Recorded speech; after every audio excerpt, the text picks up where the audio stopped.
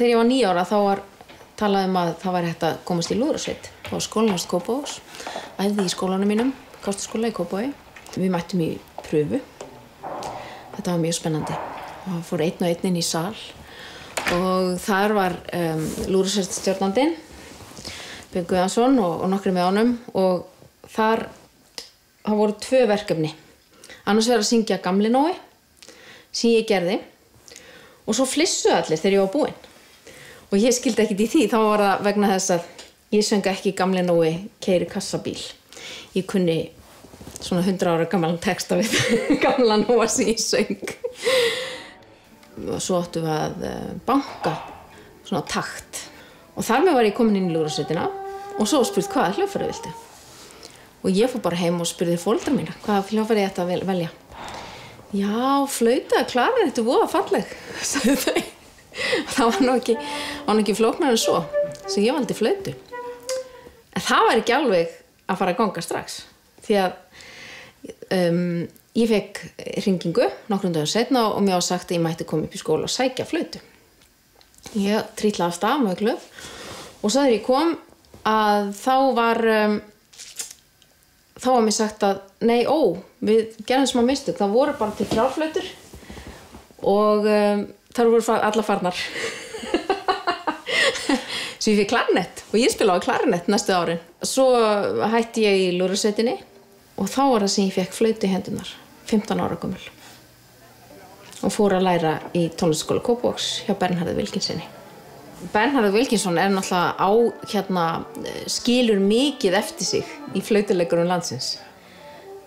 Við tókum mynd af okkur fyrir nokkrum árum, þar sem vorum samankomin dálítið margir flautuleikarar, nemendur hans. Og við vorum ansi mörg. Já, hún aðeins á undan mér í tónlistarskóla Reykjavíkur og var náttúrulega svona mín, já, svona svolítið idol, sko, maður horfði upp til hennar.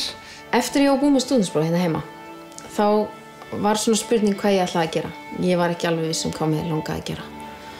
Og þá það sem að ég hugsa með mér, já, kannski bara taka 1 ár að vera bara í tónu. Ég hugsaði ekki lengra en það, sko. En mér fannst það mjög freistandi að svona geta æft mig dálítið mikið og láta mig fara fram.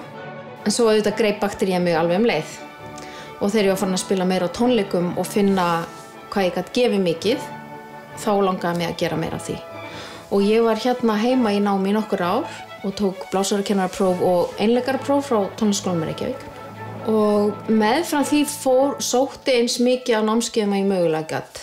Fór mikið út á sumrin og var búin að alveg að sjá út hvert mig langaði helst og hvaða kennar mig langaði helst að fara til, sem var William Bennett í Englandi.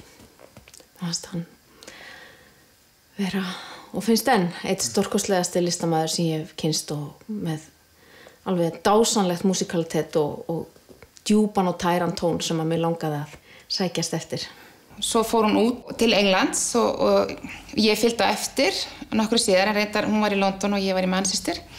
Þetta voru svona, við fórum svona kannski svona svipaði leið, maður var svona hjá svona kennurum sem að ég lærði þess að hjá kennurum vorum á svima námskeiðum og svona, þannig að maður var svona alltaf að reyna að bíta í skottið á henni svolítið. Þegar ég kom í pröfuspili í Royal Academy, þá voru við vel yfir 100, ég held að það vera 120 spilarar sem spiluðu fyrir þennan dag og næsta dag. Við vorum 5 sem komast að hjá honum. Og við tókum 2 ár í námi hjá William Bennett. Það var alveg pínu freistandi að koma sér á framfæri í Evrópu og reyna að fá starf þar og jafnvel búa í spennandi stórborg. Ég var nú búin að krækja mér í kærasta þarna strax og við vorum saman í námi, bæði í London og París. Og þegar við búin að vera þarna úti í 4 ár þá fyrst og fremst langaði okkur heim. Við vorum bara, okkur langaði að búa á Íslandi. Ég var búin að verða fyrir stoltlega opinberun í London. Það var þarna sennilega annan eða 3. veturinn minn í Englandi. Mér fannst ég ekki hafa neitt að segja. Ég var svo heppin að ég áttaði mig mjög fljótt, ég veit ekki hvort það tók einhverja örfá daga eða hvað, en ég áttaði mig mjög fljótt á því hvað var að. Mér vantaði íslensku náttúruna. Mér vantaði sjóinn, víðáttuna og fjöllin og kraftinn á fjöllunum. En það horfa alltaf bara rétt yfir götuna og vera alltaf innan steypu og malbygg. Allt í einu var það eitthvað of þurrt. Ég tek þá ákvörðun að ég ætla að vinna á Íslandi. Jafnvel þótt að ég hafði raunverulega engar forsendur til þess að ætla það að ég kæmist inn í sinfóníuhljómsveitina eða nokkar annar spilastarf. Svo eftir ég flutt heim, þá reyndar hrúgust verkefnin á mig. Ég kenndi talsvert mikið og síðan var mér boðið að vera bæði að spila í óperunni, íslensku óperunni og eins í Þjóðleikhúsinu, í barnaleikritum. Mér fannst það freka fyndið og ég hugsaði mig mjög lengi ég var nú svo vitlaus og fatt ekki að þetta var náttúrulega kostaboð sem að maður myndi aldrei hafna, en ég þurfti að hugsa mig því að þarna var ég nýbúin að vera að vinna í allra erfiðustu tónlist sem hefur verið skrifið fyrir þetta hljóðfæri á mjög háu plani og svo var ég að fara að spila einföldustu lög og það var svona pínu skrítin tilhugsun. Bíddu, er þetta það sem ég er að fara að gera? Jú, svo gerði ég þá. Það var dásamlega skemmtilegt. En þetta gerði ég í 5 ár. Og þarna stofnum við alveg leið og við flytjum heim, ég og maðurinn minn, tónlistarhópinn sem heitir Kamera Arktika, sem samanstendur af okkur tveimur, hann er klarinettleikari, Ármann Helgason, flauta á klarinett og strengjakvartett. Og við höfum spilað núna í þessi rúm 20 ár. Meðal annars Mozarts Kertaljós fyrir jólin, tónleika hjá Kamúsuklúbbnum og ýmislegt annað sem að við veljum okkur.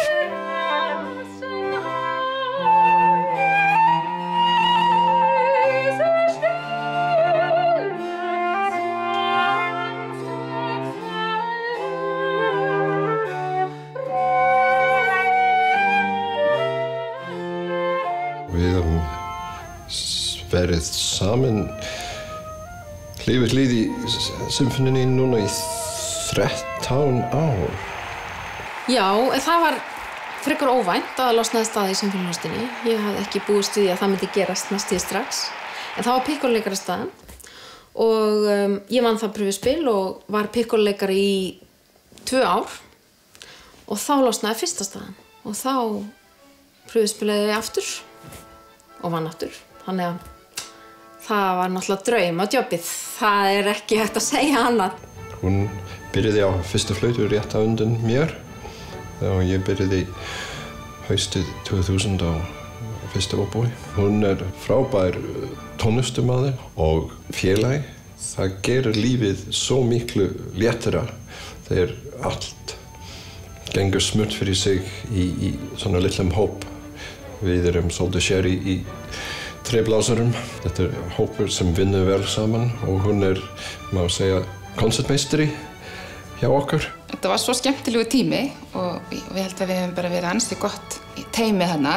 Svona kannski hápunkturinn af því var ferð til Ameríku þar sem að spiluðum meðal annars í Carnegie Hall og þetta er svona fyrir mér, já, alveg þessar stóru stundir sem hljóðfæraleikari að hafa setið við hliðina á henni í Sinfóníuhljómsveit Íslands. Við náttúrulega fáum að spila alls konar tónlist. Við alls konar tilefni. Við erum ekki bara að spila þessa tónleika í Eldborgarsalnum, við erum með skólatónleika og við erum í upptökum og uppfinnustundum út í bæ og spilum fyrir fólk. Þannig að við erum með, og tala ekki að tónleikunum okkar er útvarpað. Þannig að við erum með ansi marga snertifleti við þjóðina. Það er bara mjög gaman að vinna með henni og ég hefði ekki getað fundið hérna betri en að sessunætt öll þessi ár. Sinfónían er einn af þessum hlutum sem að kannski kemur fólki á óvart að skuli vera hér á Íslandi miðað við fólksfjölda. Þannig komum við alltaf aftur að þessu, við erum alltaf að tala höfðatöluna okkar, blessu þau. En við erum virkilega, náttúrulega, við erum búin að standa okkur vel í að búa hérna til mannsæmandi þjóðfélag þar sem að flest er til sem að fólk sækist eftir í höfuðborg. Og það er ég oft sagt það sem skýringu að, jú, við erum, þótt að við séum fá, þá hérna höfuðborg og höfuðborg hefur svona vissum skyldum að gegna. Það væri talsvert öðruvísi að vera hér ef ekki væri þetta mikla menningarlíf. Ég stórefast að hér væri jafn margt fólk og raun ber vitni. Þegar ég var búin að vera flautuleikari í Sinfóníuhljómsveit Íslands í 8 ár og vera með lítil börn á sama tíma, þá ég þetta mjög áhugasöm það hvernig við opnum þennan heim tónlistarinnar fyrir ungum börnum. Í raun var ég ekkert með það í huga að vinna svona verkefni. Það bara allt í einu spratt þessi hugsun upp í kollinum á mér. Hvað ef við fáum lítinn karakter sem kemur inn á svið til okkar, inni í hljómsveitinni og sér allt sem við gerum, allt þetta skrýtna sem við gerum, allt þetta fyndna sem gerist á sviðinu, en náttúrulega fyrst og fremst upplifir hvað tónlistin stórkostleg. Og hann átti nafnið sitt strax. Það bara allt í einu spratt þetta nafn upp í hausnum á mér, Maximus Musicus. Sem tónleikastjóri kem ég að því að setja Maximus Musicus á stað og það náttúrulega búið að vera stórkostlegt ævintýri sem við sjáum eiginlega bara ekki fyrir endan á. Mér langaði til þess að þetta yrði saga sem á bók sem væri með geisladiski líka, til þess að tengja, til þess að börnin myndi hlusta á tónlist líka og svo náttúrulega tónleikaprógram. Ég fór fyrst og fremst til aðalhljómsveitarstjórans okkar, Rúmos Gamba, og spurði hvort hann héldi að þetta væri eitthvað sem við getum gert. Og við fórum til framkvæmdastjórans og þetta var samþykkt, já, við skulum gera eitthvað svona. Já, mjög fljótlega eftir að Maximus Musicus spratt upp í hausnum á mér, þá hugsaði ég til Þórarins Más Baldurssonar, víóluleikari í Sinfóníuhljómsveitinni. Því ég hafði nú nýlega stuttu fyrir þetta séð mjög skemmtilegar myndir eftir hann, teikningar af hljóðfæraleikurum. Þær voru svo snilldarlega vel gerðar. Ég fór til hans og spurði, er þetta eitthvað sem þú myndi vilja gera? Hann náttúrulega svo stórkostlegt dæmi svona eitthvað sem getur vaxið upp úr svona umhverfi og í svona þessari samvinnu sem hefur verið. Og núna náttúrulega hefur þetta einhvern veginn líka tekist með þeim hætti að það bara hvert einasta mannsbarn á Íslandi sem þekkir Maximus Musicus. Og ekki bara það heldur, hann náttúrulega bara útrásavíkingur og gera garðinn frægan allan heim. Mér fannst þetta taka óskaplega langan tíma, 2,5 ár. Mér sagt að það sé mjög stuttur tími fyrir svona verkefni. En þetta var mjög mikil gleðistund þegar ég settist í sæti mitt í Sinfóníuhljómsveitinni að byrja að spila fyrstu Maximus-tónleikana. Bækurnar voru komnar til landsins, það var allt tilbúið. Ég var komin á endapunkt. Það var bara frábært, ég var búin að ljúka þessu verkefni. Hélt ég. Við vorum með 600 leikskólabörn í salnum, það veit ég fyrir víst, ásamt örfáum leikskólakennurum. Og venjan, við vorum alveg vön því að þegar voru svona leikskólatónleikar og salurinn var meira og minna fullur af ungum börnum, það var svona viss óróleiki í salnum, svona, þau eru vön að hlusta, það var mikla þolinmæði, en það brá svo við leið og sagan okkar byrjaði. Þá bara lagðist þögn yfir salinn. Og ég hafði aldrei fundið svona mikinn kraft og svona mikla einbeitingu og svona mikla þögn í fullum sal af börnum. Þau voru 5-6 ára gömul. Og ég fann það að fyrst að þetta gekk svona vel og við náðum svona sterkt og auðveldlega til barnanna, þá yrði ég að koma þessu framfæri hjá öðrum hljómsveitum. Það alltaf jafn mikil hátíð hjá mér þegar Þórarinn kemur myndir að sýna mér. Því ég hlæ og skríki, mér finnst hann alltaf búin að ná því sem ég hef beðið og svo kemur alltaf eitthvað pínu ekstra, einhver smá húmor hér og falin mús þar og þetta búið að vera ofsalega gaman. Við vinnum alltaf þetta í sameiningu textan og myndirnar. Við tölum saman hvernig þetta spila saman. Þegar að við vorum að skipuleggja hvernig þessi tónleikar yrðu, hvernig við breytum sögu og myndum yfir í tónleika, að þá varð lausnin sú að við höfum sögumann sem stendur fyrir fram hljómsveitina og segir söguna, stundum meðfram því að hljómsveitin spilar, og síðan eru myndirnar hans Þórarins upp á skjá. Þeim varpað á stóran vegg fyrir aftan okkur. Fyrsta bókin heitir Maximus Musicus heimsælki hljómsveitina og næsta bók fékk þá titilinn Maximus Musicus trítlar í tónlistarskólan. Þar vinnum við bæði með þá staðreynd að börn geta leikið á hljóðfæri. Eins hissa á músin nú, þegar hann sér pínu litla fiðlu koma upp úr kassa. Og eins með umhverfishljóð og umhverfisvitund. Og á tónleikunum þegar við flytjum þá sögu þegar hann fyrir tónlistarskólan, þá erum við með unga einleikara sem spila með sinfóníuhljómsveitinni með frá því sem að sagan sögð. Og svo kom að kannski stærsta draumnum hjá mér þegar við unnum ballettbókina. Ég mikill aðdáandi danslistarinnar og listdansins og þriðja bókin sem sagt heitir Maximus Musicus bjargar ballettinum. Og þegar við settum þá tónleika upp vorum við með yfir 100 dansnemendur úr Listdansskóla Íslands að dansa á sviðinu í Eldborg. Það var stór stund. En hápunkturinn í ballettsögunni svo Eldur eftir Jórunni Viðar, fyrsta balletttónlistin sem var dansað eftir á Íslandi og eitt besta hljómsveitaverk sem hefur verið samið á Íslandi að mínu mati. Jórunn Viðar alveg stórkostlegt tónskáld og kann að nota hljómsveitina. Nú erum við að leggja lokahönd á 4. bókina og hún fjallar það að syngja og syngja í kór. Maximus Musicus ferðast með hópi barna í kórferðalag, í æfingabúðir, út í sveit. Þannig að við notum þá þessa 4. bók til þess að segja líka frá íslensku sveitinni og dýrunum og fuglunum sveitinni og því hvað er dásamlegt að syngja í kór. Maximus hugdetta hennar Hafjör sem þetta bara frábær leið til að koma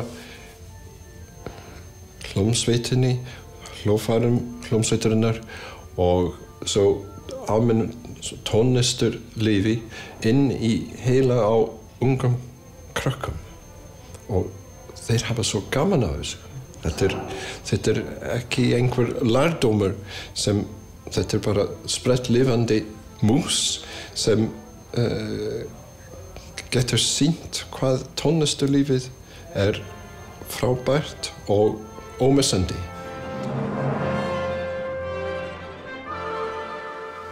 Frá því að ég gerði mig grein fyrir ég ætlaði að reyna að koma þessu efni á framfæri við aðrar hljómsveitir að þá hef ég leitað ýmissa leiða til að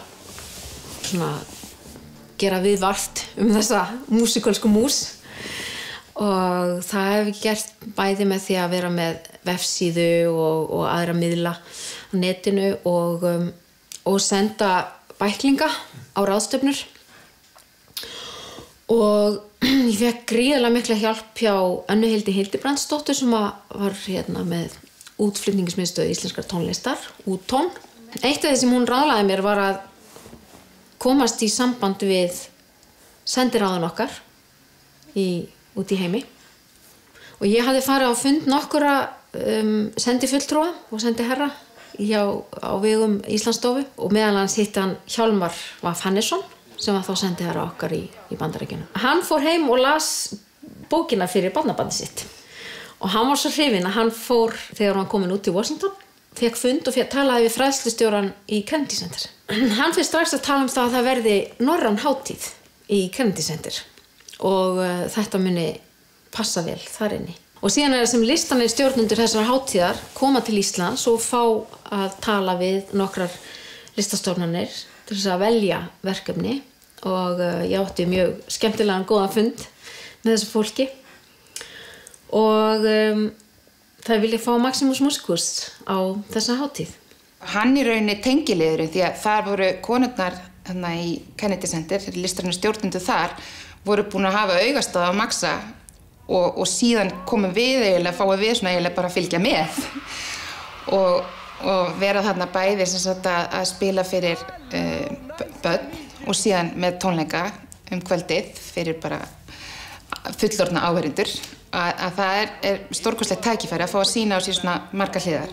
Og koma gangandi að Kennedy Center leið og tugir skólabíla rendu að húsinu, gulir skólabílar eins og við sjáum í bíómyndunum frá Bandaríkjunum, hver á fætur öðrum og útrúuðust börnin. Það voru 2000 börn í salnum. Ég hafði tekið þessa ákvörðun að mér langaði til þess að vera út í sal einu sinni, því oftast spila ég nú með. Ég get ekki neitað því að það hafi svona aðeins, mér hafa aðeins vöknað augu svona nokkrum sinnum. Hann er komin út á bók á þýsku og á ensku og á ástralskri ensku og á færeysku og á kóresku.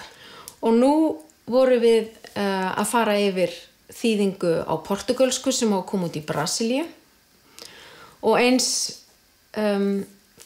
koma fyrstu 2 bækurnar út í Kína eftir nokkra mánuði. Fyrsta hljómsveitin til þess að spila þessa sögu, fyrstu söguna fyrir utan okkur var Sinfóníuhljómsveit Færeyja og það var minn gamli kennari Bernharður Wilkinson sem flutti til Færeyja og stjórnaði þar Sinfóníuhljómsveit Færeyja og stjórnaði hljómsveitin hérna á fyrstu tónleikunum. Í kjölfarið var hljómsveit í Hollandi sem spilaði þetta í konsertskipahúsinu í Amsterdam og á víðar á fleiri stöðum. Síðan var það Melbourne Symphony í Ástralíu og sagan hefur verið mjög vinsæl þar. Þar eru 3 stórar hljómsveitir í Ástralíu, þessu stóra landi, sem eru búin að taka þessu þetta verkefni. Bæði Melbourne Symphony og hljómsveitin í Brisbane í Queensland og svo West Australian hljómsveitin í Perth. Mesta spenna var nú samt þegar að Berlína Philharmonian ákvað að vera með þessa sögu.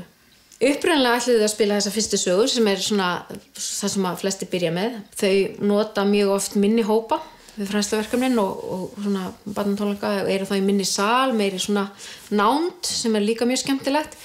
Hópurinn sem að innan hljómsveitarinnar sem að ætlaði að taka þetta verkefni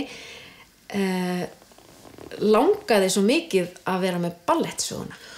Og þetta er hópur sem heitir Ensemble Berlin, einn af svona 7 kammerhópum sem eru starfrættir innan Berlínar Philharmonianar. Aðalforsprakki þeirra hljómsveitar, óbóleikarinn, hann spurði mig hvort það væri í lagi að hann léti gera kammerútsetningu á þessu verki og myndi spila það á sumarhátíðinni sem hann er með í litla bænum sem hann ólst upp í Suður Þýskalandi. Jú, mér fannst það náttúrulega heldur betur skemmtilegt og mér var boðið að koma. 5 dögum áður en ég fer út, þá koma skilaboð. Flautuleikarinn okkar forfallast, ertu til ég að spila? Þannig með nokkra daga fyrirvara þá var ég að læra fullt af nýjum stykkjum og reyndar líka gömlum vinnum eins og tríóin eftir Debussy sem er náttúrulega samt svona heilmikið að gera. Og ég fer þarna út til Landsberg og við höfum nokkra daga til að æfa. Og þetta var auðvitað mjög gaman að spila með þessum hópi. Þetta var allt spilarar úr Berlínar Philharmoníunni, frábæri spilarar og þetta gekk allt saman óbúslega vel og mjög gaman. Og þegar við vorum búin að spila Maximus á tónleikana og alla hinna tónleikana þá er ég spurð, kemur svo ekki til Berlínar? Þannig að hálfu ári seinna eða svo þá flýði til Berlínar og við höfum stutta æfingu og við spilum þetta í kammersalnum í Berlínar Philharmoníuhúsinu. Konunglega Philharmonían í Stokkólmi ætlar að vera með fyrstu söguna núna í febrúar. Hljómsveitin í Saarbrücken líka í Þýskalandi. En svona það nýjasta sem er mjög spennandi fyrir mig í þessu verkefni er að það er góðgerðarstofnun í New York sem ætlar að halda tónleika í nóvember og báðu mig að koma og vera sögumaður með hljómsveitinni. Mér er alltaf fundist að vera skylda mín að kenna, að miðla áfram því sem mér var gefið. Nú er ég í þeirri lúxusaðstöðu að vera með stórkostlega flinka nemendur og skemmtilega. Þó ég stundum sakna þess að vera með litlu börnin. Það var líka alveg ofsalega gaman að leiða einhvern fyrstu skrefin á hljóðfæri. Ég mjög ánægð með að vera Íslendingur og búa á Íslandi. Hér náttúrulega þessi dásamlega náttúra og við höfum svo margt. Og við erum orðin, þó við tala við séum fá, þá erum við þó orðin, erum við ekki 5 sinnum fleiri heldur en miðbik síðustu aldar.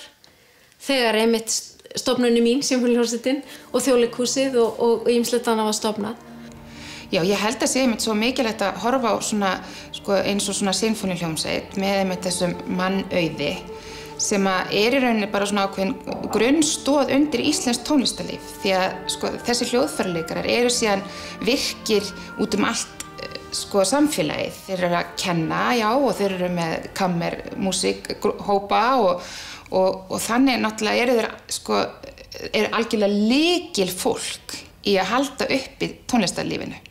Þannig að þessin náttúrulega svo ofsalega mikilvægt að svona hljómsveit er atvinnuvettvangur fyrir tónlistarmenn sem að síðan breiðist út í allt samfélagið. En mér finnst mjög gaman að hugsa út frá því að í raun byrjaði mannskepnan að tala og þróa með sér tungumál af þessari eðlislegu þörf okkar fyrir að tjá okkur, fyrir að segja sögur. Og þessi þörf okkar fyrir að segja sögur, hún á sér birtingarmynd í svo mörgu. Og í tónlist þá birtist það á einfaldasta hátt með því að syngja einföldustu lög sem afi minn fór á árun rauð. Það voða gaman að syngja það stundum og það segir heilmikla sögu. Og stundum maður í skapið fyrir það að fara í stórt hús þar sem 100 manns á sviðinu að spila Beethoven sinfóníu fyrir mann. Allt frá einföldustu hlutum að einföldustu menningu upp í þessi stórvirki mannsandans snillinga þarf allt að vera til í góðu þjóðfélagi.